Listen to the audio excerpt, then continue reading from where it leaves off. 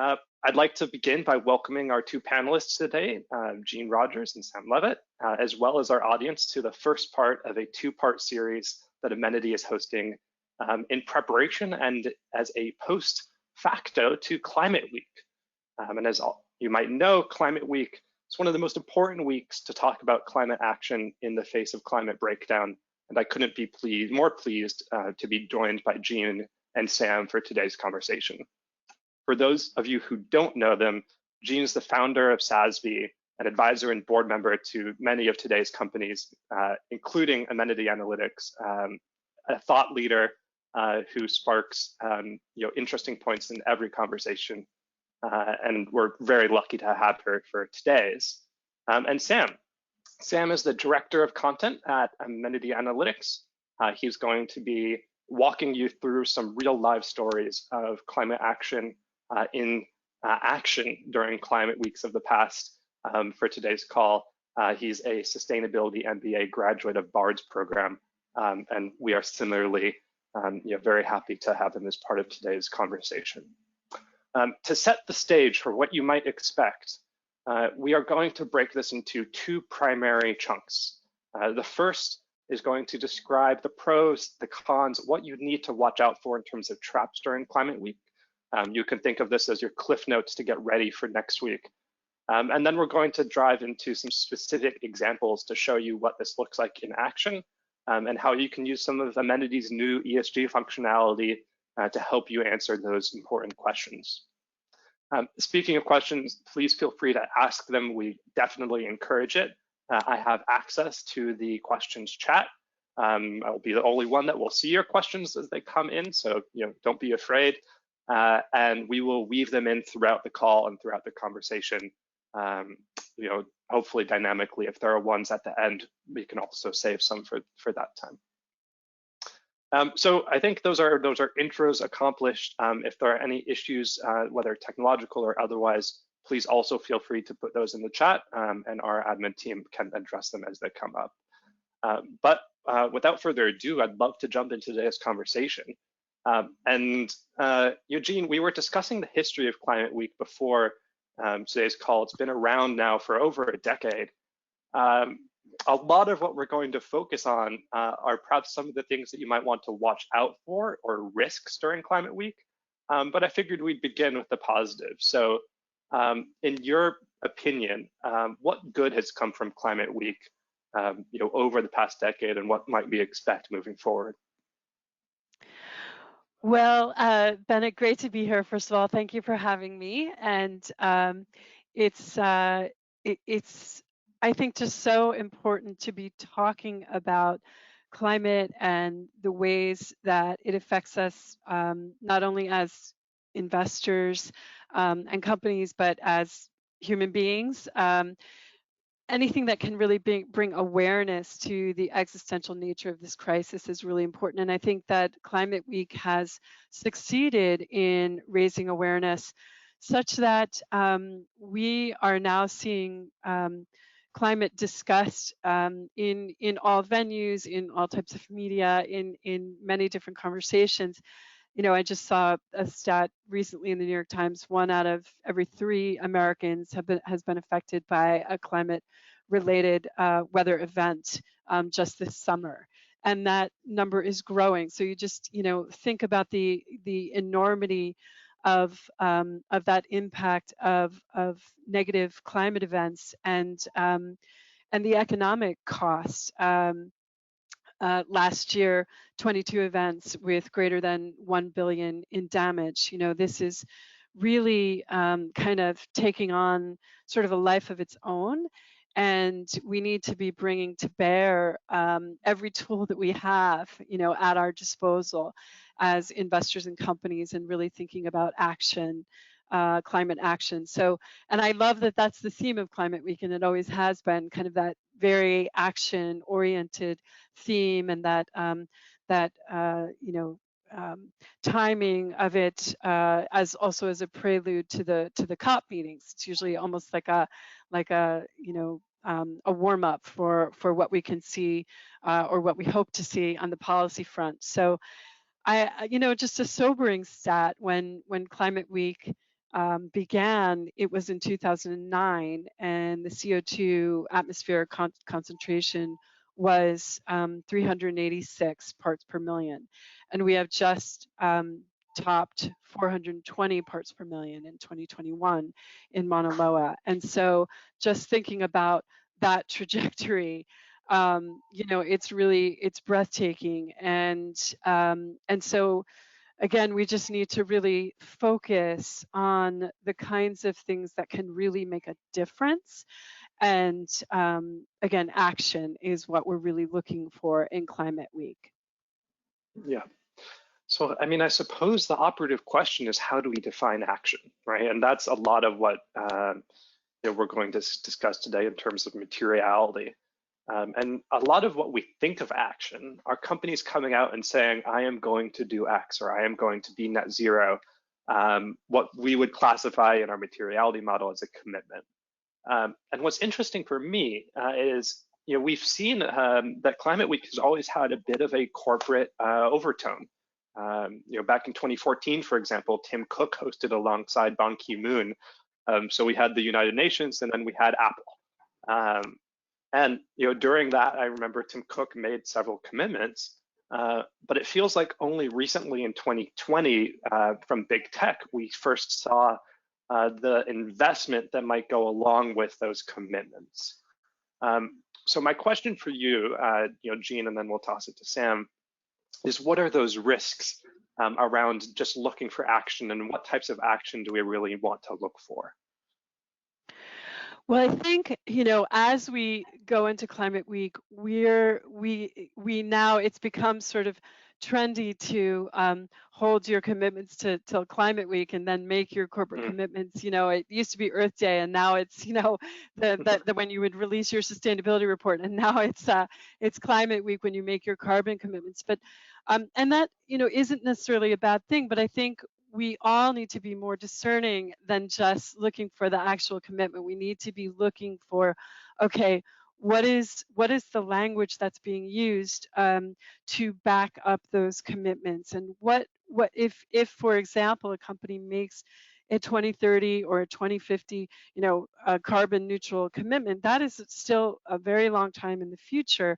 How are we going to hold companies accountable, and what is the associated language around the strategy? And I think all of us should really be actually looking for not only the commitment, but what is that supporting language that would provide some evidence that there will be milestones that a company is actually thinking about, that they actually thought through a little bit about how to achieve that that commitment. And for example, when you are thinking about very simplistically, a carbon strategy, it's really not enough to just say, okay, let's calculate our carbon footprint, and then we'll figure out what we need to offset, and then we'll figure out where that money is going to come from, or we're going to look for those offset projects.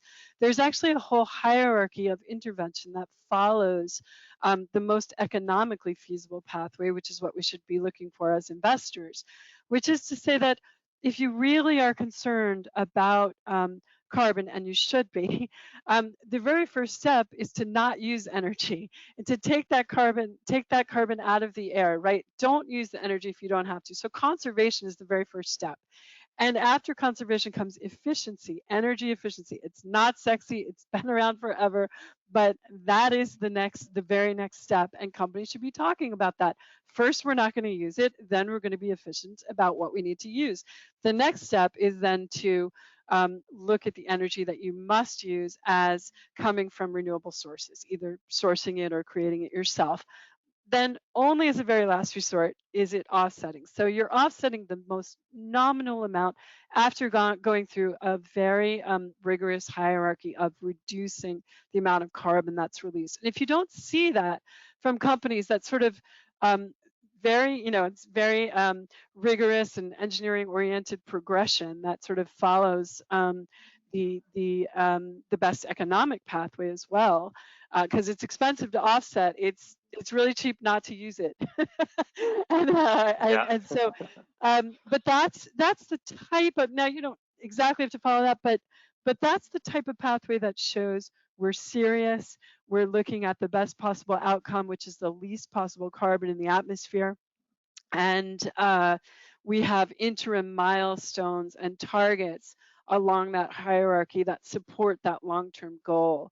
And that's the kind of language and strategies that we should all be looking for to support a long-term strategy. Yeah. Well, we've been tossing around a couple of words like commitments, like milestone, investment exposure. Um, from the Amenity perspective, we recently have brought to market a tool focused in on materiality that is a model that allows investors to see what companies are committing to see if they're describing milestones. We'll get into that a little bit later in today's conversations with some examples from Sam. But Sam, I wanted to sort of pick up where Jean just left off and echo that point. We've definitely written a lot of content on commitments, but when you're thinking about that content, are you looking for investments as well? What's your approach? Because I think it can be applicable for our audience during Climate Week. Yeah, definitely. Commitments are a great way for a company to communicate their ESG and sustainability strategy, but there's additional components to that, and those components are, breaking it down into achievable smaller milestones, not just we're going to achieve net zero emissions by 2050, but what does 2025 look like? What does 2030 look like? And then also the investments in action and how you're going to reach those goals are the additional components there that we'd like to see more of. So commitments are, a great jumping off point for companies, but there's some missing pieces there that we also look for as well. So it's really that conversation over your progress on commitments, not just the commitment itself. Right. Jean, can you think of any other ways that we can sort of strategically, as investors, look to make Climate Week better, to demand different things from companies in terms of their disclosure? Absolutely. I think that we are going to start seeing more and more action by investors that are actually, driving the substance beneath the plans of the companies that they hold. If they don't see it, forthcoming. And there's a great example. I was just reading yesterday, and I'm sure you saw this as well, about GE. 98% of GE's shareholders just voted in support of a resolution requesting GE's plans on how it will achieve net zero GHG emissions by 2050. So exactly what we're just talking about today. A shareholder resolution passed 98% support. I mean, that's crazy. I mean, for ESG type of proposals, we don't always see that level of support. And also the board actually supported this particular one. And it was, not about not about making the commitment, but about showing the plan to substantiate how they are going to get to that commitment. And so I think we're beyond the days where there's something in securities law, one of my favorite legal terms called the puffery defense or puffery, which is, there's been probably a decade of greenwashing, and the technical legal term for that is puffery, which is to say that companies can sometimes make and get away with hyperbolic claims when they are actually not supported by things, and they're just saying we're the best in the world at something, and those types of claims have sort of stood up as puffery and not something you should be relying on as investors. And what we're seeing now is that investors are saying, no puffery defense here. We need to be able to rely on what you are saying. We must rely on what you are saying. There is value at risk here, and even more at risk here. There's an existential risk here. We must rely on these commitments. So we want to know how you're going to do it. And so what it takes, we're beyond sort of the low-hanging fruit here. it's going to take investment, it's going to take allocation of resource, it's going to take a plan. You can't just expect that a company's going to wake up in 2049 and all of a sudden there's going to be some big, sucking machine to take the carbon, out of the atmosphere and like, yay, we're done. We waited, for that breakthrough technology, and then from 2049 to 2050, we made it happen.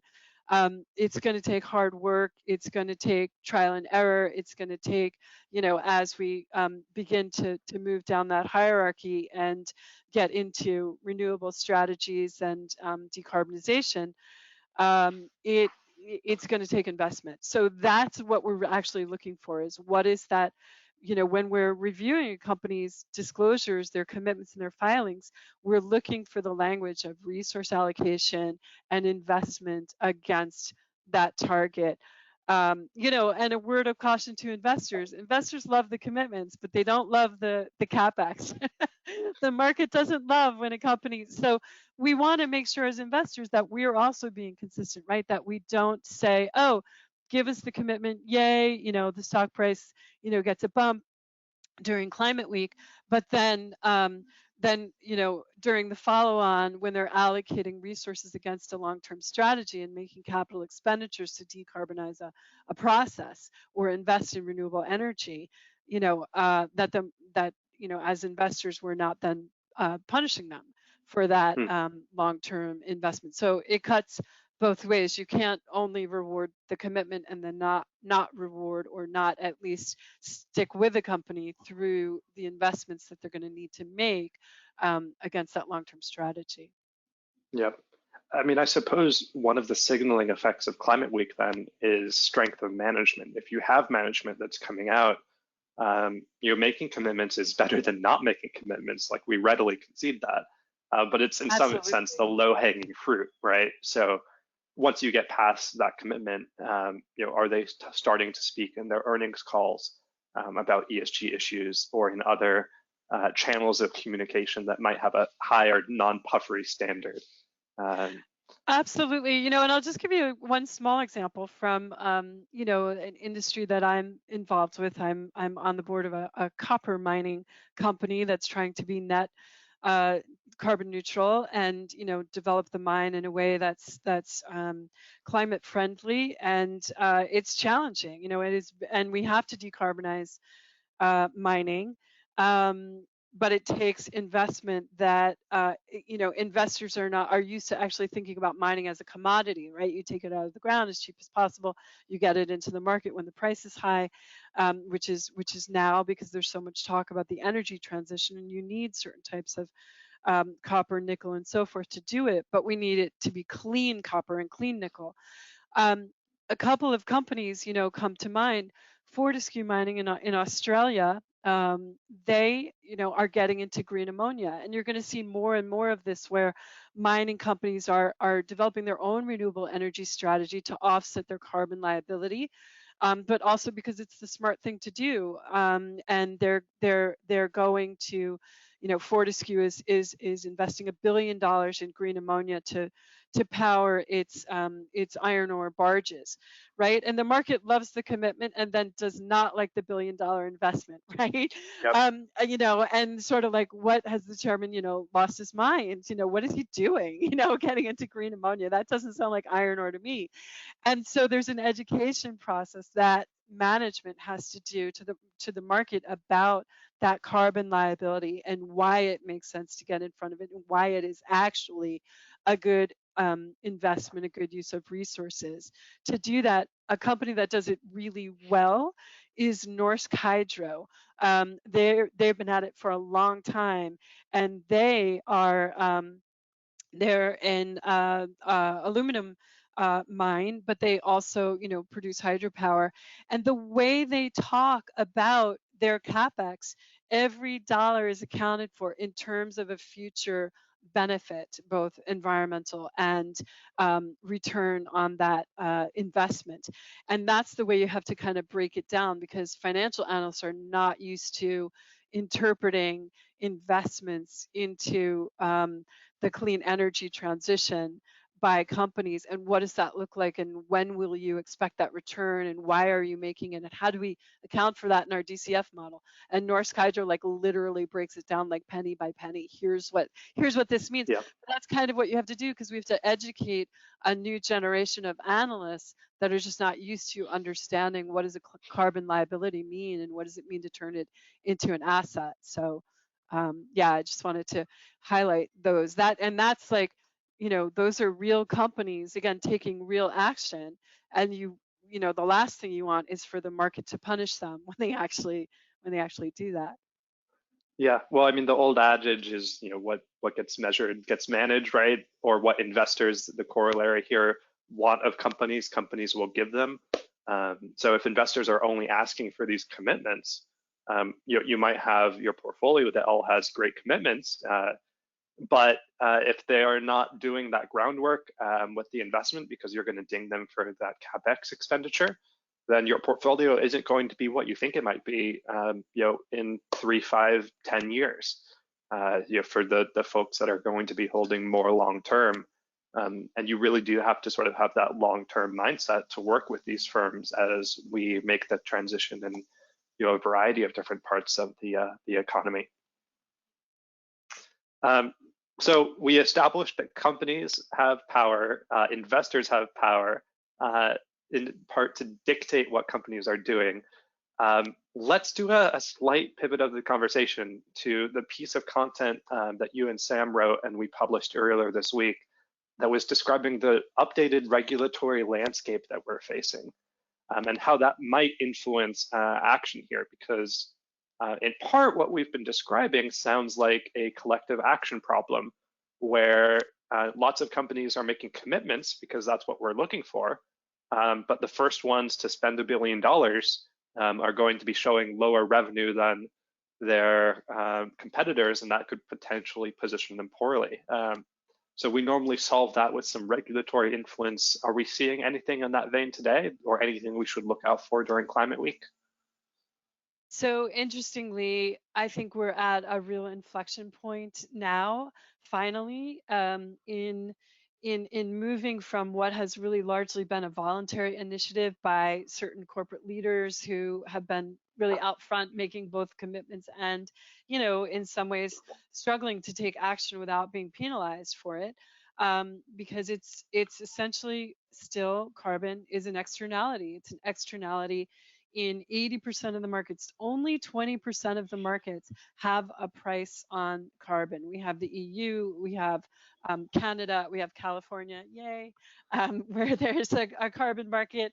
But the rest of the world, we have global companies, and when carbon isn't priced, it's an externality. And so that makes it very challenging when you have a fiduciary duty, when you have things that govern, securities law that governs what is material for a company, and you have shareholders sort of, demanding, returns.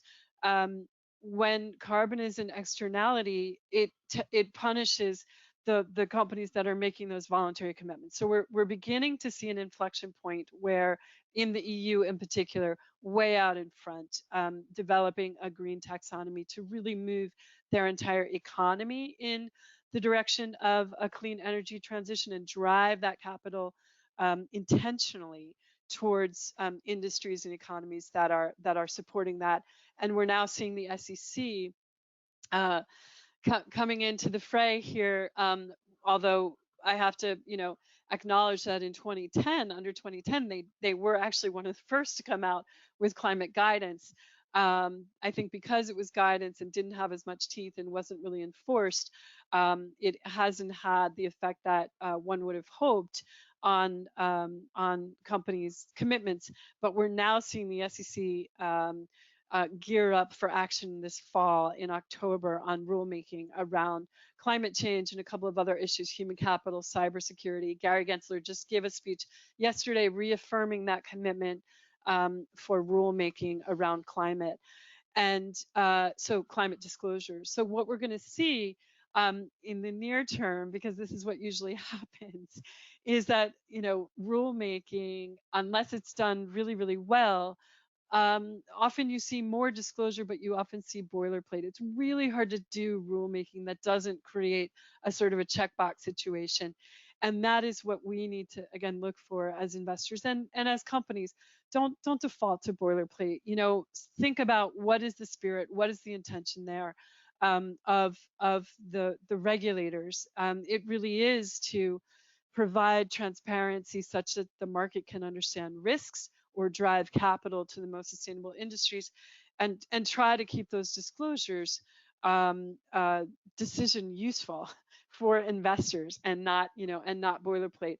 And so that's also something that's just a great use of technology, where we can sort of parse and understand where is a company just meeting those regulatory commitments with boilerplate, or are they really giving a company tailored narrative that explains their strategy and their commitments. And those things are very different whether you see something in risk factors that's a boilerplate statement, or you see it in the MD&A and it's management's view of a known trend and uncertainty, and, you know, lays out what their strategy looks like. The latter is what we're really looking for. But we're at an inflection point. We're going to see a lot more disclosure because of the regulation. But the good thing is that what we're seeing is, you know, that externality becoming an internalized in more and more markets. And you know, really what we need to see here, Bennett, is not just action by the SEC, although there's been a tremendous focus on them, and I think the pressure's been good. We're going to see some rulemaking around disclosure, and that's critical. But we also need not just the market to be able to price stocks correctly, we need the market to be able to price carbon.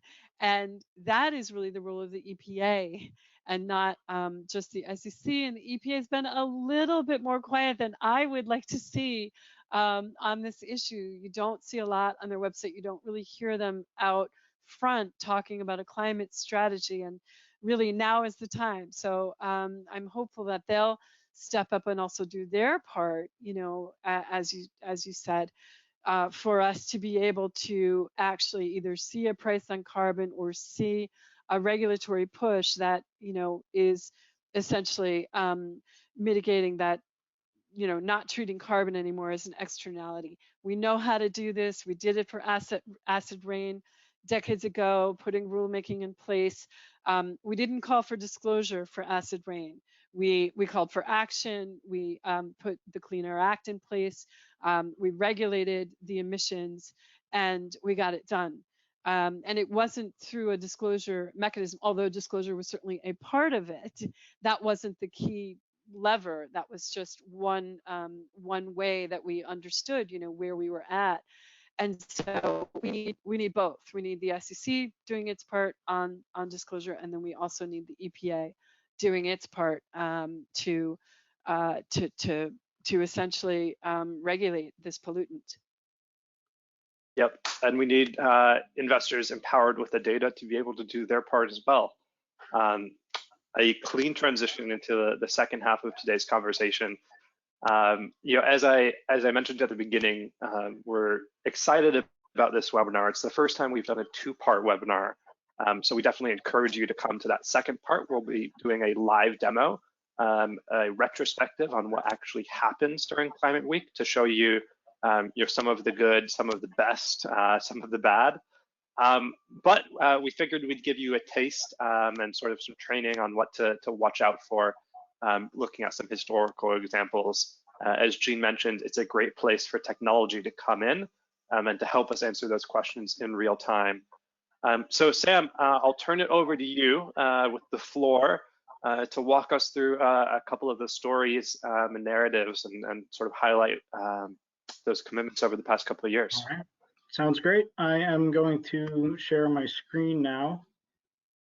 Can everyone see this? We can. Looks good. Okay, Sam. great.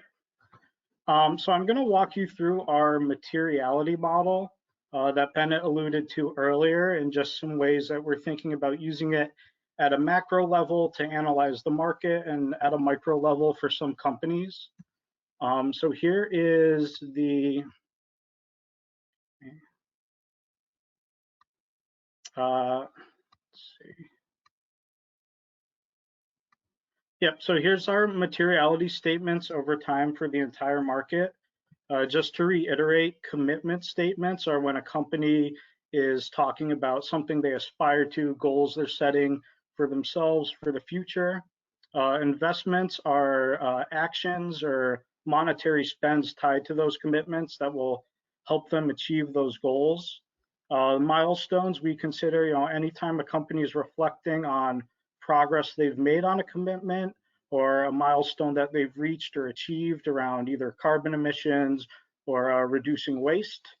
And then exposure commitments, statements are, anytime a company is talking about an emerging risk or something that they're thinking about, but it's not necessarily tied to a commitment or an investment just yet. So looking at a macro view of the market, we do see those spikes in commitments around September for climate weeks in the past. As we look at the beginning of the pandemic, we actually do see a spike in commitments and investments here as companies talk about, committing to protecting their employees, investing in PPE. That's what this spike is here. And then as the market recovered, a general trend upwards towards Climate Week today. So taking it from a macro view now into a micro view, we looked at 3 different companies in the food category. And the first one we looked at was Kellogg. They have a lot of spikes around commitments for Climate Week. One of their earlier commitments was to responsibly source ingredients by 2020 and reducing organic waste, but we don't really see a lot of investment or milestone updates in the past couple years. And then Climate Week last year, they have a milestone update on their reduced emissions, 100% renewable operations, and that's followed by a big investment with a power purchase agreement with Enel. So this is an example of one company where you see a lot of commitments in the past, but you don't see much action until March 2021 right here. So the next company we're going to look at, very similar company, General Mills. Also, they have a lot of commitments around September, but noticeably they have a power purchase agreement much earlier here than Kellogg. And they also have a goal of promoting regenerative agriculture. So we see some smaller investments around here and a bit of a milestone. And then recently they have a conservation partnership with the National Fish and Wildlife Foundation that gave them a bit of a bump in April and May here. But again, no major investments, a lot of commitments. And that's different from the last company that we're going to talk about, Nestle. They also had a power purchase agreement for operations very early on compared to the other companies. And they lay out 2 clear goals here, sustainable packaging and eliminating deforestation from their supply chain. We see a reiteration on these goals and milestones here during Climate Week 2019. But we also see shortly after a big spend, $2 billion specifically to develop packaging solutions, and then another $45 million for sustainability in their cocoa supply chain, which is related to those deforestation goals. And then, a year later, they also commit additional funds to this end. So this is really an example of a company that, they laid out their goals and they have clear action items tied to those goals that they say they're going to achieve that. So this was really a look at 3 different companies in a similar industry, and they have a different ESG narrative and kind of different way of approaching what's important to them, how they communicate that, and how they're going to go about investing in that to achieve those goals. I think it also, to jump in there for a second, each of those spikes, each of those companies, I mean, it's so obvious that we are reserving these commitments for Climate Week. For me, these examples drive home the point about the importance and sort of, for climate investors, this is like earnings call season, and everything is going to be coming at you quickly. It's going to be tough to stay on top of it, and it's important both for that real-time insight, but then also you get a lot of perspective by looking at this over time to see when we've had these previous spikes in the past and those milestones. I have a question from the audience, and Sam and Jean. Yeah, I think we might have sort of touched on this in the past, but the question is, why do we see fewer milestones and exposures? My first answer is that that's probably because investors are focused on commitments. But Gene or Sam, do you have anything else to add to that? Yeah, commitments are really, one of the easiest things a company can say in either earnings calls or news. And then also the other caveat there is during Climate Week, the news and media will also pick up a lot of previous statements and commitments from companies. So things that a company might have said in earnings calls will be, picked up again by the news and rehashed. Whereas, the goals and milestones might not get as much news coverage. So, our data points here are looking at earnings calls, news, and SEC filings. So that might be one thing, but commitments are really the easiest way a company can communicate their sustainability strategy. So that's been the go-to for them. Yeah, I think it comes, just to build on that, it comes back to the fact that commitments are an easy win in the market, and investors value and ask for commitments, but are not as good at following up on the action, and companies sometimes are reluctant to talk about progress or milestones, because that does actually take usually expenditures, and those are not as necessarily rewarded by the market. And so Mhm. that's a problem, that we have, where investors are focused on the commitments, but not necessarily on achieving the milestones, and they're not rewarding those equally. The other thing that I'll just point out is that up until now, and up until we've had tools like AI and the work that Amenity is doing, it just wasn't that easy to really go back and track progress against any kind of commitment that a company was making. Reading filings by hand, and sort of having read hundreds if not thousands in my in my time at SASB and beyond. It's hard to get the context from an earnings call or filings where you're able to go back and see that trajectory of progress that a company is making, really remember what they said, and see whether or not the commitment is sustained over time. And now with AI and these types of tools, this is the way that we can actually keep companies accountable. And I think both investors and companies are not sort of used to having this kind of window, this view into what they're saying, and being able to kind of hold their feet to the fire over time. So it's great that we're able to do this, and sort of have that look back. Yep, absolutely, absolutely. Definitely. So just to wrap up here, what we're looking for during Climate Week, we really want to look beyond the commitments. We want to look at who has hit the milestones, who's talking about what they've achieved in the past year, or who is actually making new investments to further these aims and goals around either emissions or circular economies, those kinds of things that are really going to drive value for the company. And then the last thing we want to look out for are companies focusing on what is material to their business. A lot of companies will talk about corporate philanthropy, which is nice. They engage with their communities, but that's not something that's really going to drive value for the company in the long term. So we're really looking for companies that are talking about investing in their supply chains, making their operations more efficient, things that are really going to insulate them from climate change down the road, and going to drive value for them and their shareholders as well. Just to So pick on that last point, Sam, that's so Mhm. important. Just because obviously focusing on what is material ultimately will drive value over the long term. But also, I think sometimes if you're not discerning and really looking at what a company says, especially during Climate Week, it's easy for a company to focus on sort of ad hoc kinds of events, or things that they've done that are more in the camp of philanthropy, things that are sort of nice to do, but they're not systemic, they're not institutionalized, they're not the kind of thing that they're going to have a sustained focus on over time, or they got an award, or they did, you know, a one-time kind of a thing.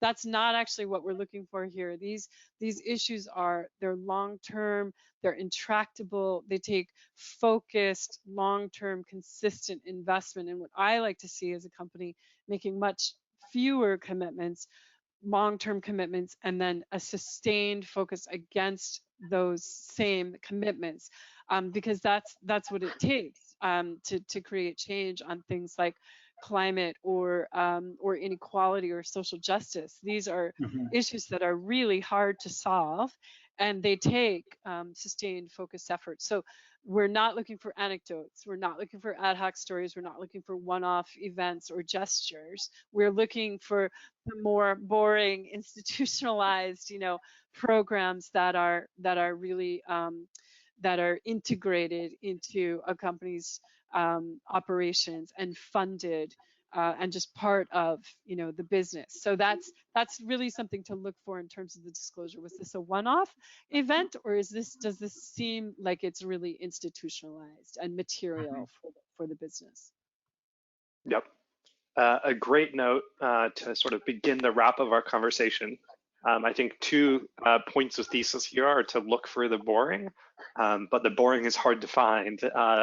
So, you know, in that note, you know, as I mentioned, it's a two-part series. We'd encourage everybody to, you know, register and attend the second part. We'll be using our live tools to do a retrospective on what actually happened during Climate Week. Who, you know, repeated commitments that they made in past years, who came out with new commitments, who actually described milestones and investments, and that should be, you know, really interesting. If you want to do this in real time yourself, we're also offering free trials of our Materiality 2.0 dashboard, along with our ESG Safeguard product, where you could, in real time as Climate Week is going on, get a feed of all this information right to your desktop. Really excited about the potential for investors to leverage these tools to help answer these important questions. And I think you know, Climate Week has done a lot of good. Climate crisis is still with us. It'll take a concerted effort, and you know, investors and companies are certainly a critical component of that. Any last words, Sam and Jean? I'll just say, you know, thanks to everybody for coming, and also, you know, this is active. You know, this is not a spectator sport. We want, you know, everyone to really be looking for action. And so you all who have come today, you can all do this at home. Look for commitments this week. If you find ones that are great examples of a company making a commitment with some sustaining investment, you know, behind it, or good plan behind it, send that example, you know, to Bennett and Sam, and they'll include it in the wrap up. If you, by the same token, if you see one that there's just no clue on how they're going to achieve that commitment, it's just sort of random, or you see anecdotes, send that along as well. We'll collect sort of a greatest hits and do a wrap up. But you know, it helps to build that muscle of your critical eye when you're reading or listening, just to really know what you're looking for, and really go much deeper than the commitments, because that's what we all need to solve the climate crisis. Yep, I just wanted to, you know, thank everyone for taking time to come and be here today, and I hope everyone learned something today as well. Well, I certainly did. I think I do in every conversation with the two of you. So, you know, a round of applause from the one person with a mic on for both of you participating, and look forward to future conversations. Thank you for everybody for joining. This is going to be the wrap, and we look forward to seeing you for part 2 in a couple weeks' time. Thanks, Bennett. Thanks, Sam. Always good to see you. Thanks, everybody, for joining.